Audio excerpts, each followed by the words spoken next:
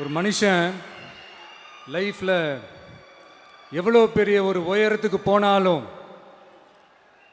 மனசளவில் சில வலிகள் காயங்கள் அதை மறக்க முடியாது இல்லையா? எல்லார் லைஃப்லேயும் அப்படி தான், நமக்கும் அப்படி தான்.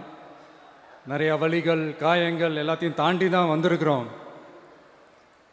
ஆனால் எல்லாத்தையும் விட ரொம்ப ஜாஸ்தியான அந்த வலியும் அந்த காயமும் எனக்கு அந்த கரூர் சம்பவம் தான்.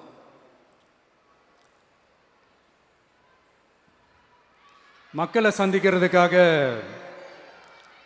சந்திக்கணும், மக்கள் பிரச்சனைகளை எடுத்து பேசணும். அதுக்காக தான் அந்த மக்கள் சந்திப்பு பயணத்தை தொடங்கி திருச்சி, அரியலூர், நாகப்பட்டினம், திருவாரூர், நாமக்கல், கரூர் அப்படின்னு சொல்லிட்டு போயிட்டுருந்தோம். அரியலூரில் அந்த மீட்டிங் முடிச்சுட்டு பெரம்பலூர் போகிறதுக்கு முன்னாடி அந்த பெரம்பலூர் போலீஸ் எங்களை அலர்ட் பண்ணாங்க. சரிங்க, கூட்டம் கொஞ்சம் ஜாஸ்தியாக இருக்குது, லேட் ஆகிடுச்சு, வராதிங்க அப்படின்ட்டு.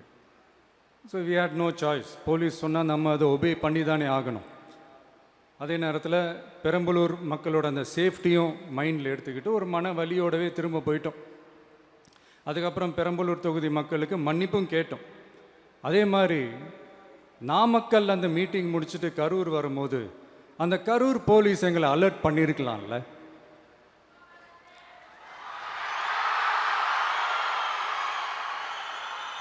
இல்லை சார், இங்கே எதிர்பார்த்ததை விட கொஞ்சம் கூட்டம் அதிகமாக இருக்குது, கண்ட்ரோல் பண்ண முடியல, வராதிங்க. அண்ட் போலீஸ் நினச்சா அவங்க அந்த மீட்டிங்கே கேன்சல் பண்ணலாம். ஏதோ தப்பாக இருக்குது, ஏதோ தப்பாக தோணுது அப்படின்னு நினச்சிட்டாலே they have all the rights to cancel the meeting. எங்ககிட்ட கேட்கணும்லாம் ஒன்றும் அவசியமே கிடையாது. ஆனால் அதையெல்லாம் எதுவுமே செய்யாமல் அந்த ஹைவேல இருந்து அந்த ஸ்பாட்டுக்கு போலீஸே எங்களை உள்ளே கூட்டிகிட்டு வந்து விட்டு அந்த நாடகம்லாம் இருக்குது பாருங்க.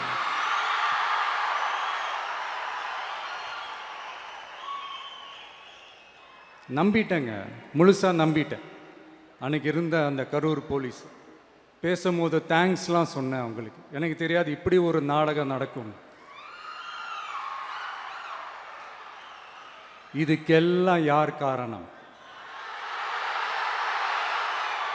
இதெல்லாம் யார் சொல்லி செஞ்சது?